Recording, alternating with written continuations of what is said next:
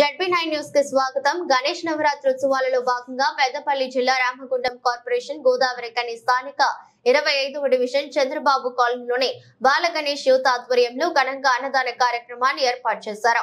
ఈ కార్యక్రమానికి ముఖ్య అతిథులుగా 25వ డివిజన్ కార్పొరేటర్ నాగునూరి సుమలత రాజు హాజరై ప్రారంభించారు. ఈ కార్యక్రమంలో పాల్గొని విజయవంతం చేసిన కాలనీ వాసులకు కమిటీ సభ్యులు ప్రత్యేక కృతజ్ఞతలు తెలిపారు.